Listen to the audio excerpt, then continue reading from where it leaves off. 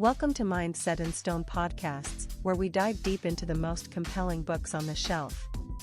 Join hosts Dave and Poppy as they uncover the stories, themes, and ideas that shape our understanding and inspire curiosity. Get ready to explore the big ideas that leave a lasting impact. Let's get started. Welcome to the Mindset in Stone podcast, where we take the dense, the complex, and the overwhelming, and we boil it down into the pure, usable essence of insight. And today, we're embarking on a mission. It's really tailored specifically for you, the learner. We're doing a deep dive into the practical science of reframing. Yeah. We're exploring a fascinating stack of sources that treat your brain not as some fixed piece of hardware, but, as a fully programmable mental operating system, one that's just ripe for upgrades. And the mission is crystal clear. We want to unpack this core insight that changing the story you tell yourself about a situation, it profoundly changes your subjective reality. Exactly. And this isn't just theory, right? We're looking at actionable mental software upgrades you can actually use. That's the key. And the core thesis here is it's strikingly simple, but it needs a little qualification right away. Okay. The sources suggest that logic doesn't matter quite as much as the frame you adopt. If a new frame predicts better outcomes or, simply feels better, that's the one you should use. Okay, that is a bold claim, though. My job here is to ask, how is that not just advocating for, simple delusion? Are we just supposed to lie to ourselves? That is the perfect question, and it's exactly the nuance we need to clarify. The frame doesn't have to be objectively true in some, scientific sense. Right. But it absolutely must be functional and predictive. For instance, if you adopt the frame that all difficult situations are secretly opportunities, and that makes you actually search for opportunities and you find them. Then the frameworks. The frameworks, it's functional. We're focused on replacing these limiting, self-defeating usual frames with productive reframe. And we are starting with an anecdote that seems almost ridiculously mundane on the surface, but it just perfectly illustrates this functional shift, the surprising tale of the dog walking reframe. Okay, let's unpack this. One small change apparently unlocked massive productivity gains. Yeah, so the author experienced for years the usual frame for walking his dog Snickers, and it was just one of annoyance and perceived failure. How so? Well, the dog constantly wanted to sniff every single blade of grass. So what was supposed to be a brisk, cardiovascular workout for the human turned into this constant tug of war. The usual frame was literally, I am failing at taking the dog for a walk. Right, which sounds so frustrating. But then the shift came when the perspective just completely inverted. It did. The key insight, which he got from researching canine behavior, was that dogs need the sniffing way more than the human needs the walking. Vigorous, concentrated sniffing is, it's mentally demanding for them. It's cognitive exercise. And this is where the reframing magic really happens, right? This is it. The human perspective that sniffing dog urine or the base of a lamppost is just inherently unpleasant or unproductive, that was reframed. For Snickers, checking out every tree and shrub wasn't just wasting time. It was actively processing vital social and territorial information. The sources have this beautiful way of putting it, calling the sniffing activity the dog's social media. I love that. We're talking Muta, Twigger, Leafed In, Tree Mail, Instabush. And of course, the communal garbage receptacle where people fling their dog poop bags. That's the canine equivalent of TikTok. That's all the hot gossip. Exactly. So by switching the frame from usual frame, taking the dog for a walk and failing, to the functionally successful reframe, taking the dog for a sniff and succeeding as a sniff assistant. The entire subjective experience just transformed. He moved from feeling like a failed walker to feeling like a successful partner in his dog's vital communication activities. And this tiny mental shift had actual measurable results. It did. Snickers was happier, she was calmer, better behaved for the rest of the day because she'd successfully completed her cognitive workout. That 20 minutes of intense outdoor sniffing just set her entire attitude. But the leverage doesn't stop there, which is what's so cool. No, it doesn't. Once the author was succeeding at the walk, he had a new problem. Standing around waiting for Snickers to finish her tree mail was, it's boring. Okay, so the boredom was the new friction point. Exactly. And this boredom led to the next reframe, which is where the productivity hack truly blossomed. Usual frame. I have nothing to do. I'm just standing here wasting time. Instantly became the highly productive. Reframe. Perfect time to practice proper breathing and posture. So now, A tedious, annoying daily chore dog walking was instantly transformed into a dual daily wellness practice. It became canine cognitive training and human mindfulness and physical maintenance. It links the positive, rewarding feeling of improved calm and energy to the once intolerable boredom of waiting. That right there is how you leverage one small perspective shift into a daily system that produces these layered compounding benefits. That dog walking story is the perfect launchpad for our first segment. Understanding the core physical mechanism of how we actually reprogram the brain. We need to go beyond just saying think positive and really get into the neurochemistry involved. Absolutely. The foundation, as uncovered in the sources, is neuroplasticity. This incredibly exciting concept that your brain is fundamentally plastic, it's malleable and programmable. So reframes aren't just thoughts in this model. Not at all. They are the intentional building instructions for new neurological architecture. So you're saying the reframes we adopt through intentional focus and repetition, they move from being these sort of conceptual, fleeting ideas to literal physical changes in brain structure. That's exactly it. When a new thought pattern is used repeatedly, the connections between those neurons strengthen, they grow thicker myelin sheaths, and they essentially become the new default path for electrical signals. So how do we do it? What are the ingredients? To rewire the brain away from the old, worn path of the usual frame and onto the new path of the reframe, you need 3 ingredients. The first is non-negotiable: focus. Okay. This just means intentionally directing your attention to the new idea or reframe, steering the brain's energy toward forming that new connection. And the second is repetition. I'm guessing that's the maintenance crew. You got it. Reinforcing that new idea over and over again, solidifying the new path, moving it from conscious, effortful thought to automatic, unconscious default.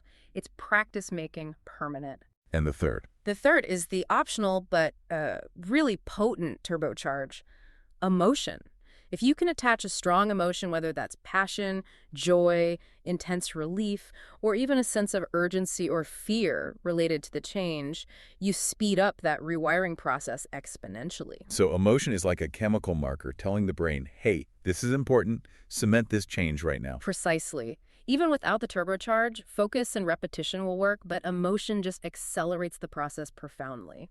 We can illustrate this rapid, surprising power of mind over matter with a fascinating little anecdote the sources mention: curing the common sneeze. Yeah, this one's great. We're talking about that specific, agonizing type of sneeze you feel building up, the one that tells you you're about to have a very loud public event. Right, and the finding was that if you feel that pre-sneeze sensation, you can often deactivate the real involuntary sneeze by intentionally generating a pretend sneeze, a loud fake achoo.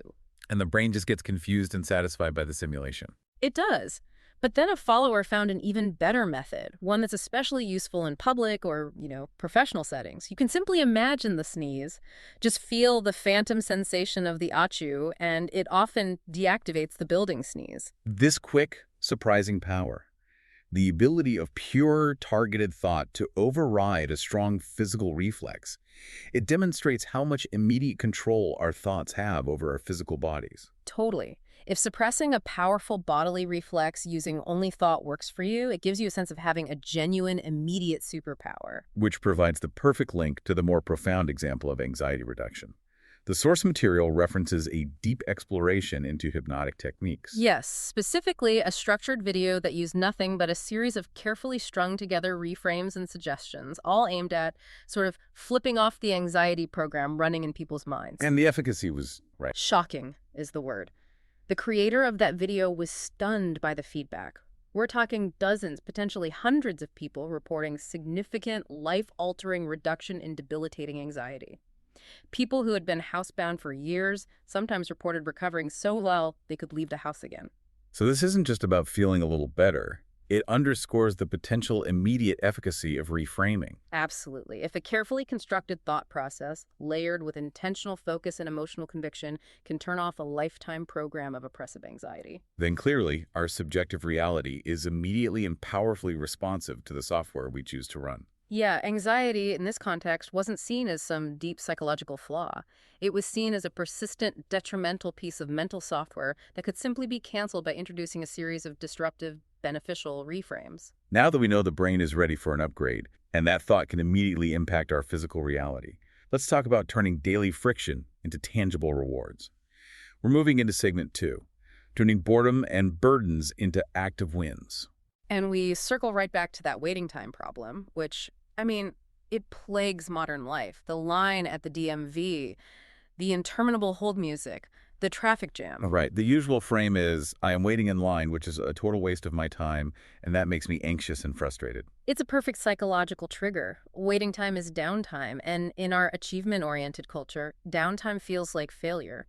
The anxiety builds because the mind just dislikes waste and lack of control. So, the solution. The first actionable takeaway here is the waiting time breathing reframe. I have time to breathe properly and practice posture. And this just transforms all mindless waiting time, which is usually frustrating and anxiety-making, into one of the most productive, health-giving parts of your day. Is there a specific practical method that the sources recommend? They strongly recommend Dr. Andrew Huberman's physiological sigh technique. It's specifically designed to rapidly calm the nervous system. It's 2 sharp maximal inhales through the nose, one right after the other, Okay. followed by one long, slow exhale through the mouth. And what's crucial here is the mechanism of change. Yeah. I mean, the science aside, the immediate impact is profound. It is. You feel relaxed in both mind and body very, very quickly, often in less than 30 seconds. By pairing the intolerable boredom or frustration of waiting with the immediate positive physical feedback of proper breathing, you're effectively performing Pavlovian conditioning on yourself. So you're creating an active addiction to replacing boredom with a health boost. That's it. Your brain learns that the sight of a long queue isn't a trigger for anxiety, but a trigger for calm, energy-boosting relaxation. You find yourself literally looking for opportunities to do the exercises because you start to crave that immediate upgrade in calm energy. That is massive leverage taking a universally negative experience and wiring it to a guaranteed positive outcome. Exactly. We need to take that idea of reframing friction and apply it to life's inevitable burdens. And that brings us to our second actionable takeaway: gamifying burdens and chores. Life throws problems at us constantly, right? It makes us feel like we signed up for the burden of the week club, and we often react with this cranky, internal why me attitude. We can short-circuit that negative emotional response by introducing the puzzle reframe. The shift is simple. The usual frame is, ugh, another problem. This is a painful burden I have to endure. The reframe is, ooh, a new puzzle to solve. How fascinating is the architecture of this problem? And that small cognitive switch instantly reduces the feeling of being bothered because it redirects your emotional energy from frustration into calculation. And we as humans are, biologically evolved to be good at solving problems. So by framing them as puzzles or challenges, we tap into that innate competence and gamify the discomfort. The process itself becomes the reward. Yeah, and this principle applies even to repetitive, mindless household tasks. The usual frame is, ugh, I hate this repetitive chore. I wish I could skip it. The reframe? I can do this chore so gracefully and efficiently, setting a personal best for speed and quality, that it actually feels like a game. The sources offer some really vivid, specific anecdotes on this, don't they? They do. For instance, the simple act of folding a bath towel so quickly and capably, getting those perfect, crisp edges, that it feels like a micro-level circus performance. That immediate sense of minor competence provides a tiny, measurable dopamine release. So you stop dreading the tasks and you start chasing those small hits of satisfaction that are associated with minor, visible competence and efficient movement. Or consider the shortest distance strategy for straightening the house before bedtime. Instead of just mindlessly picking things up randomly, you survey the entire space, you calculate the absolute most efficient path to clear all the clutter. You scoop up items in batches, stage them near their destination, and only deliver them when you're already walking that way for another reason. It sounds almost obsessively efficient, I know. But the psychological result is profound. It's a massive dopamine hit associated with the pride of minor competence and maximal efficiency. Since humans are neurologically wired to be happier when moving and doing efficiently, turning necessary tasks into a graceful game satisfies that deep-seated need for mastery and control. Moving into segment 3, we're looking beyond the daily hacks and focusing on the success toolkit. This is where we apply reframing to the kind of long-term architectural choices that guide your entire career and life. And the first fundamental shift, one the sources identify as truly world-changing, is the realization that systems are better than goals. Right. The pervasive usual frame is, success requires setting clear, measurable goals. The modern reframe is, systems are better than goals, especially in complex domains. This is a point that needs careful unpacking because, we've all been told since childhood to set goals. So what exactly is a system in this context, and why does it trump a goal? A system is something you do every single day that creates a high probability of success. It's a daily process that doesn't rely on future outcomes for validation. So for example, if your goal is write a book, that's a single, distant, high-pressure target. The system, however, is write 500 words before 9 a.m. no matter what the quality is. And the psychological benefit there is immense, isn't it? It's huge. Goals keep you focused on what you don't have, which creates anxiety until you hit the mark, and that might take years. Systems provide immediate daily validation. You succeed every single day just by following the process, which builds momentum and reinforces your identity as a writer. And this is crucial for domains like career progression or building relationships or maintaining health, where the objectives aren't always so clear-cut. That's right. If you have a clear, finite objective like scoring high on a specific, test goals are fine. But for the messy, emergent reality of a long career, a system prepares you to embrace the best opportunity that pops up. It makes you a fast learner and a fast mover because you are consistently showing up and improving. So the system creates competence through repetition, which, as we established earlier, is the foundation of confidence. It provides a reliable bedrock of structure, whereas a distant goal can just feel paralyzing. This philosophy pairs perfectly with the next major actionable takeaway: cultivating your talent stack. This is the second world-changer reframe introduced in the source material regarding professional development. The classic competitive advice is the usual frame.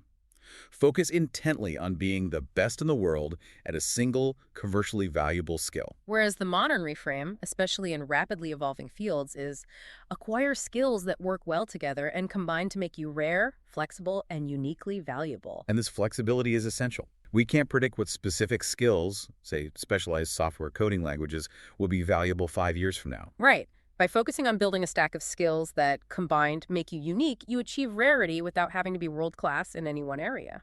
But let's address the critical challenge here. What's the danger? If I stack too many shallow skills, don't I just become a mediocre generalist instead of a rare specialist? That's the precise trade-off, and the reframe addresses it by focusing on the combination. You don't need to be the top 1% at anything. You just need to be in the top 25% for, say, 3 different compatible skills. The intersection of those 3 skills is where you become the only person in the room who can do that specific combination of things. So think about the practical application. If you're at a big company and you're already a competent engineer, simply adding the skill of public speaking or persuasive communication, putting you in the top 25% of engineers who can articulate complex ideas, makes you the obvious choice for promotion to management. Exactly. Or combining specialized finance knowledge with highly developed communication skills and maybe some graphic design proficiency, your value just multiplies because you can handle the analysis, explain it clearly to executives, and make the presentation visually compelling. The source also shares the story of a young man who combined artistic talent with an interest in technology. That combination led him to focus on user interface design and build a strong graphic arts portfolio. And that unique combination, the art background paired with tech application, led to lucrative contract work at Apple. He later moved on to an even better job, precisely because he recognized the power of continuously stacking compatible skills. Right. He was learning how to code the last time they spoke. The lesson is clear. Start with your natural talents and interests and constantly figure out what adjacent complementary skills play well with them. Our fourth actionable takeaway focuses on leveraging our daily performance. Managing energy, not time. We are so often told to budget our hours, the clock is the master. But the real variable dictating output quality is our energy state. The example from the sources is incredibly instructive for any knowledge worker. Nearly every creative output written by the author like writing comics was created before 9:00 a.m. That initial coffee-fueled focused buzz is the right energy state for high creativity tasks. But that same highly caffeinated buzzing energy is the wrong energy for detailed drawing or administrative work, which requires a steadier, more relaxed vibe. So drawing and less intense tasks happen in the evenings when that relaxed energy is naturally available. This is peak energy management in action. So the practical application here for the listener is revolutionary. We often stress about getting everything done. But if you find yourself consistently unable to get to all the low-priority tasks, simply decide not to do them. Stop letting the bottom 20% of low-impact tasks consume the peak energy needed for the top 20% of high-impact tasks. The world rarely ends because you missed a low-priority email. And this focused energy management connects back to motivation, through the concept of deciding to succeed versus merely wanting to succeed. That's a huge one. If you merely wanted success, the crushing workload the author faced writing and promoting a globally syndicated comic strip, multiple books, and licensing, equivalent to 3 full-time jobs for over 10 years, would be impossible to sustain. Wanting means you stop when it gets hard. But once he decided to succeed, the psychology fundamentally changed. The workload shifted from being an unbearable burden to a genuine privilege. It's a great test. If you are unsure if you've decided to succeed, you likely haven't. When you decide, the friction just disappears, and the energy flows naturally toward the task. We often feel blocked by internal states, Right. particularly lack of confidence and pervasive social anxiety. Segment 4 addresses how reframing these mental states turns them into controllable variables, not fixed traits. Let's start with the confidence reframe. The pervasive cultural assumption is the usual frame. Confidence is something you're born with. You either have it or you don't. And the reframe is, competence is something you learn and build through observable competence. This is a crucial distinction. Confidence is not an innate magical trait. It is a measurable byproduct of competence. When you know you are competent at something, you are confident in that area. So managing your confidence becomes a matter of managing the levers that build competence. Right. And that competence can be built through various external and physical factors. Achieving physical fitness, optimizing better sleep patterns, dedicated practice of breathing exercises, even attending structured courses like the famous Dale Carnegie class. Which both the author and Warren Buffett famously took specifically to build competence in communication. Exactly. By managing these external levers, confidence becomes manageable. Next, we have a phenomenal social anxiety hack. When you enter a social gathering, your usual frame is often highly self-focused and threat-oriented. Yeah. Each person at the gathering is a potential source of scrutiny, judgment, and embarrassment for me. And that frame is paralyzing because it centers the risk entirely on you and your performance. So the reframe completely shifts the focus outward, transforming your role. Each person has a problem, social awkwardness, that I can solve right now. And that changes your entire job description at the event. Most people are inherently uncomfortable meeting strangers. They're struggling internally to appear socially capable, searching desperately for a conversational opening. So by initiating contact, you solve their most pressing current problem, the anxiety of isolation and awkward silence. You become the strong social player simply by using easy opening questions that require no deep thought or cleverness from the recipient. They need to be simple questions, low cognitive load to answer. What brings you here tonight? Or where do you live in relation to this venue? Right. Easy to answer. And people naturally love talking about themselves, especially in awkward social situations. By taking the pressure off them, you solve their problem, they feel instant relief, and suddenly they want to talk to you all night. You shift your internal focus from performance anxiety to helpful engagement. That is a practical, powerful mindset shift. But what about when negative thoughts are already looping, when the rumination engine is running full tilt? That brings us to our 5th actionable takeaway, the mental shelf space strategy. The usual frame is, you need to stop thinking negative thoughts. You need to eliminate them. Which is biologically impossible. You cannot simply subtract thoughts. The brain abhors a vacuum. The powerful reframe is, you can't subtract negative thoughts, but you can crowd them out using focused demand. This is a fundamental principle of how our attention works. If a part of your brain is not fully occupied by a challenging task, it defaults to seeking friction, often revisiting old anxieties or negative loops. So the strategy is to fill your mental shelf space with activities that demand full, unrelenting brain power. Contrast simple physical activities like walking or running, which often invite stray, ruminating thoughts, with activities that demand constant, complex focus. The source offers the fantastic example of learning a musical instrument like the drums. Think about the cognitive load of drumming. You're coordinating 4 independent limbs, 2 hands, 2 feet in complex, often counterintuitive patterns, while simultaneously keeping a strict beat, reading sheet music, and anticipating the next fill. There is zero mental bandwidth left to think about yesterday's perceived slight or your long-term anxieties. 0. Your entire cognitive processing unit is dedicated to rhythm. By engaging in thrilling, novel, or demanding new experiences that require your full attention, you suppress rumination by crowding out the available mental bandwidth. Over time, the memory pathway of the negative thought just fades because it has been constantly crowded out by new, demanding, successful content. And we have a quick bonus reframe applicable to nearly everyone in the modern world. The source points out that for most people, social media is demonstrably not entertainment. It's a compulsive habit cycle. So the habit reframe is to adopt a stronger, more accurate label. Social media is an addiction. That's it. If you label it merely as entertainment, you have a natural attraction, a positive association with reward. If you label it as an addiction, that negative, stronger label helps program your brain toward avoidance and resistance. You use the strength of the label to program your brain toward avoidance and recovery. We now move into segment 5, advanced reframing, challenging some fundamental assumptions about motivation, power structures, and how we interact with the world. Let's start by reframing the concept of passion, which is often presented as the magical key that unlocks all success. The usual frame. Passion is the key to success. You must find your passion first. And the reframe. Passion is a delightful bonus, but it is not required. This really flies in the face of nearly all conventional career advice. It does. If passion isn't the key, what is the source suggesting we rely on instead? The sources suggest that passion is often a follower, not a leader. It follows success. It feels inherently good to succeed, especially if that success is observed and appreciated by others. And that feeling attracts sustained focus and eventually what we call passion. So success is more closely related to having robust systems, developing your talent stack, and the ability to go where the energy and opportunities already are. That's the argument. Focus on systems and competence, and passion is the result, not the prerequisite. But even with systems in place, how do you start a huge, overwhelming, multi-year project like writing a book without that initial emotional drive? That leads to our 6th actionable takeaway, the fuel trick for starting big projects.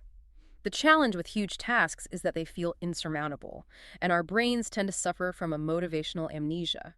What do you mean by amnesia? Well, we often forget the genuine pain and difficulty of the previous hard project. Our brains suppress the negative memory associated with the grind, which then tricks us into starting the next hard project. So we can leverage that evolutionary trick, but we need a continuous feedback loop to fuel the momentum. That's the scheme. It's simple and momentum-based. Take a tiny step, look for immediate positive feedback, the fuel, take another small step, look for more fuel, and so on. And this fuel can come from internal satisfaction, but it's often external, right? Very often. Overwhelmingly positive replies on a public blog post, enthusiasm from an agent or a publisher after they read the first chapter, or even just the measurable internal satisfaction of turning rough, frustrating notes into forming coherent chapters. That positive feedback loop makes the work less painful because the immediate reward is always present. It eliminates the memory of how bad the previous work felt by replacing it with fresh, positive reinforcement. So the process of generating fuel becomes the system. So if you're facing a seemingly daunting task, the critical question becomes, what is the absolute smallest thing you can do today to move it forward? And what kind of immediate fuel, either internal satisfaction or external recognition, can you guarantee yourself from that tiny step? Next, let's examine what the source material identifies as the single most valuable mental software upgrade you can adopt for a high-quality life: the reciprocity operating system. The sources identify 4 main human operating systems: selfish, revenge, victim, and reciprocity. And the argument is that the first 3, while they offer short-term comfort, are deeply flawed and lead to long-term suffering. Let's quickly run through the flaws. The selfish OS feels great immediately, but it quickly isolates you and damages your reputation. The revenge OS provides a dopamine hit of righteous anger, but it keeps you trapped in the past, constantly seeking to settle scores. And the victim OS is perhaps the most insidious. It provides a massive constant stream of attention and justification for failure. It offers a comfortable mental space where everything is always someone else's fault. But it completely destroys your personal agency and prevents any forward movement. So the reciprocity OS, in contrast, operates on the powerful reframe. You get what you give. On average, no one deserves anything. And the strategy, surprisingly, is to be generous and useful, even to those who will never return the favor without expecting an immediate one-to-one transaction. And this has to be framed as a long-term selfish strategy. You aren't being generous because you're a martyr. You're being generous because it builds a profound long-term trust network. It requires immense patience and delaying gratification. The payoff might not arrive for years, and it may come from a completely unrelated person. But consistently being useful, helpful, and generous builds a reputation and attracts opportunities that the other 3 operating systems actively repel. It is the only OS that yields a high-quality, successful, and reliable life. Finally, let's tackle identifying true power. We often assume the structure of power is fixed by hierarchy and title. The usual frame is, the boss is in charge, power resides in the organizational chart. And the reframe challenges this fundamentally. The person with the best ideas, backed by the best communication skills, is in charge. True power in the modern world is determined by competence and contribution, not title alone. A compelling real-world example is given from the COVID-19 pandemic. The author, leveraging specific knowledge about the telehealth business, proposed a radical suggestion. Yeah, an executive order allowing telehealth calls across state lines, overriding bureaucratic restrictions. The idea was demonstrably excellent, filling a massive need. It was presented persuasively, worked its way up the chain, and the president signed it. So who truly had the power in that situation? The person with the executive order authority, or the person whose obviously good, competent idea worked its way up and was adopted by the highest authority in the land? The conclusion is that the best idea wins the day, regardless of job description, especially when coupled with effective communication. Right. And this modern concept of power is beautifully quantifiable.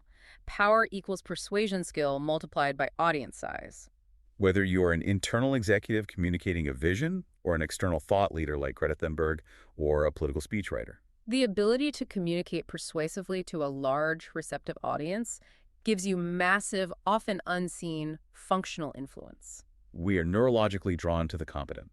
Therefore, being the most capable person in the room, constantly upgrading your talent stack and adopting the reciprocity OS is an extreme superpower that puts you in charge of outcomes. Even if the downside is that competent people often end up doing most of the actual work.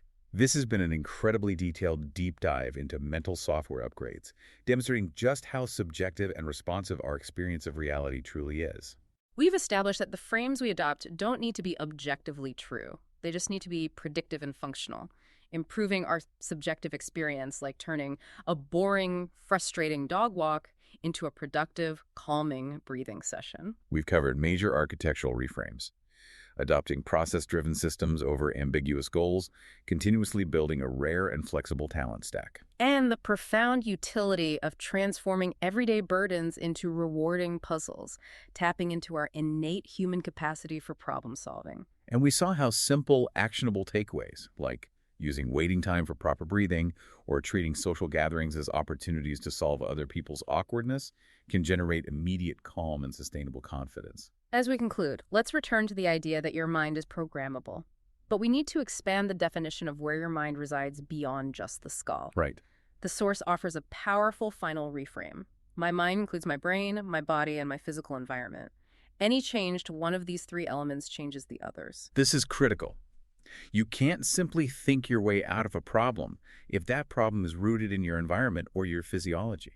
If you want to fix your mind, you must move something, do something, learn something, or physically change something in your external reality. Your environment acts as the crucial user interface to your brain. So here is your listener challenge. Instead of waiting for motivation to hit or waiting for the mental energy to start that big task, try one simple external physical change today that acts as a lever on your entire system. Clean your desk, organize one closet, or take that intentional breathing break using the physiological sigh technique the moment you hit traffic or a line. Use your environment and your body as the immediate interface to program the next upgrade for your mind.